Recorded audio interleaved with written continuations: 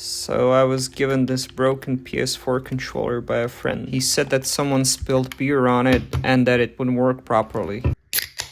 Excuse me. So when I first started testing the controller, I could see that it would charge and display an orange light, but it just wouldn't turn on. So my first thought was to just take the controller apart and clean it real good. I mean, who knows, maybe the contacts were dirty and corroded and the controller just wouldn't recognize the PS button being pressed. So after removing all the screws and snapping the controller open, I could get to the main membrane and all the buttons. So I took my isopropyl alcohol and poured some in this cup. And if you think that that kind of looks like a urine cup, it's exactly what it is. I mean, nobody peed in it, and it has a ton of uses for projects like this. So anyway, I've proceeded to clean every single contact point between the buttons and the membrane. And while I had the controller apart, I took this opportunity to clean the joysticks with some contact cleaner. After some more cleaning, I've decided to put the controller back together and to see whether or not there were any improvements. And unfortunately, the thing still wouldn't turn on. So I took it all apart again and started troubleshooting some more. So I cleaned the contact points between the membrane and the main board, and I just gave the whole board a good clean, after which I got out my multimeter to test the continuity between all the traces. So I started poking around just to see whether or not there were any breaks between the traces, and initially I wasn't able to find any, but these things were so tiny and packed together that it was kind of hard just following where they went. Okay, so we've checked this trace and this one.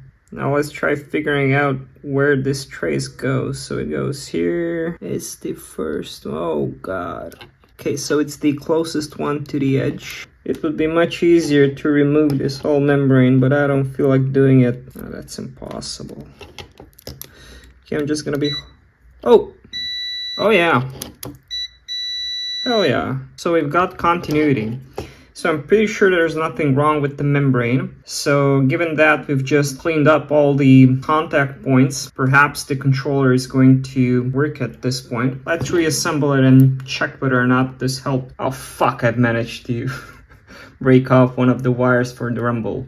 We'll fix that later if the controller ends up working. So at this point I reassembled the controller and tested it. Okay, so after testing this thing, it still doesn't want to work. So one more thing it could be wrong with it is the USB port. Easiest way to test that is just to use another controller. So I've taken the back off of my known working controller and we're gonna try swapping these guys out and we'll see whether or not that fixes it.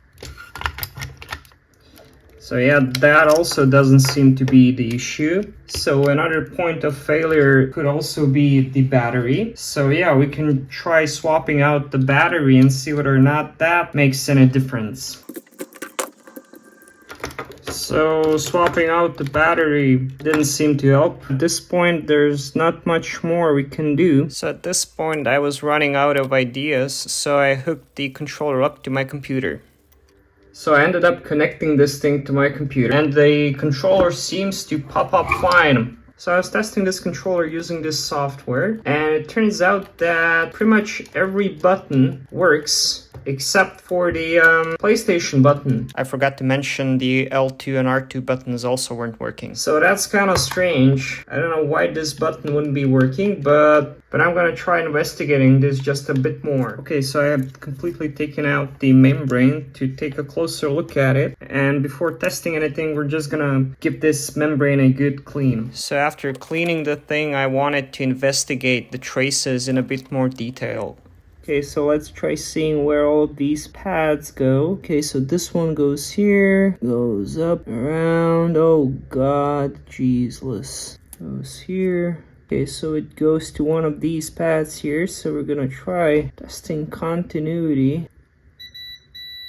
Okay, so we have continuity with this pad. Let's see about this one. Where does this one go? Okay, it goes here. Okay, it should be this one. So that's interesting. So there seems to be a break between the actual trace and the pad. Let's see whether or not we can see that on camera. Yeah. There's no contact, so there's a tiny bit of a break. Now fortunately I do have a secret tool in my toolbox.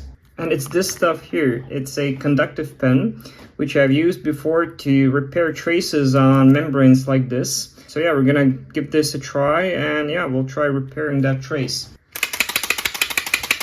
So since the pad was so small, I ended up squeezing some of this ink on a piece of paper and then applying it using a tiny screwdriver.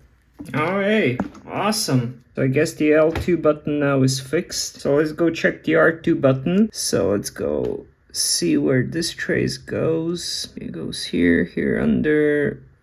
Okay, so it goes to one of these pads for sure. Let's see which one. Okay, so I have found the connection for this trace. Oh, shut up. So I would say that that's a good connection. Yeah.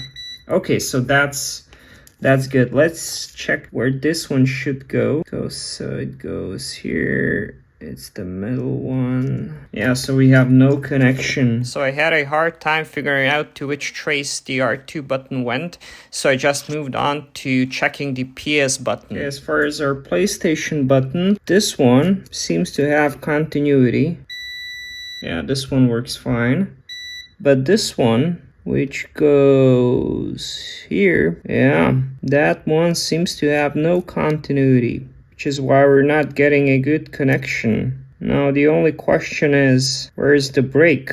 So the easiest thing to do would be to replace this membrane, but I don't have any replacements right now. So looking at these traces, we can see that this one does look kind of damaged for whatever reason. So perhaps we can try adding on some of that conductive ink to see whether or not that improves conductivity in any way. Let's try doing it like that.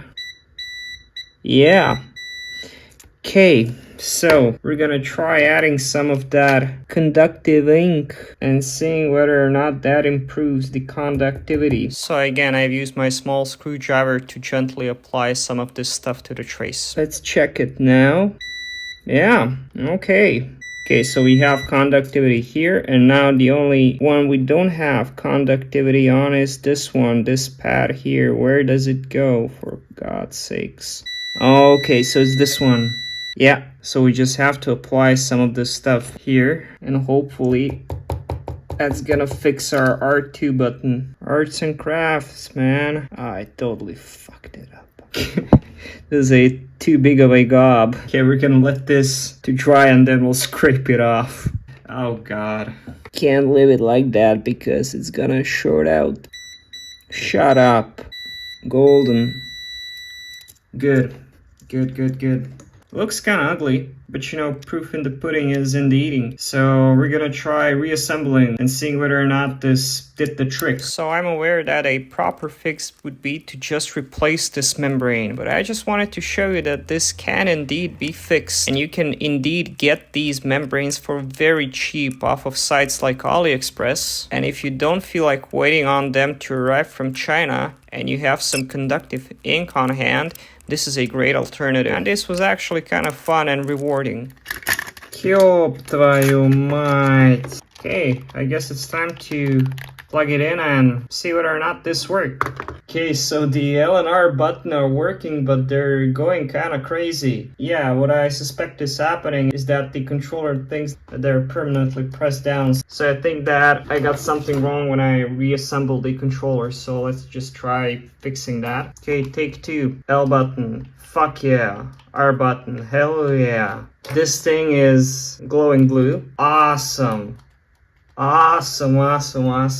I can hear that I've turned on the PlayStation in the other room, so let's go there and see whether or not all the buttons work now. Okay, so the controller is glowing blue, and it seems to be fully operational.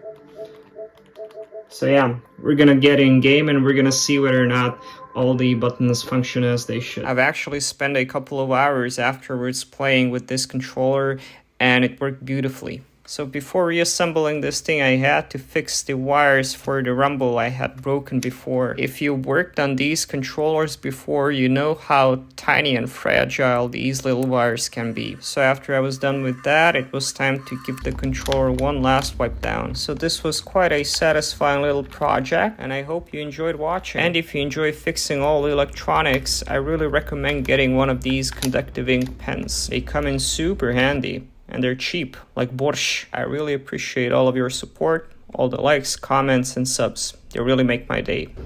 Cheers.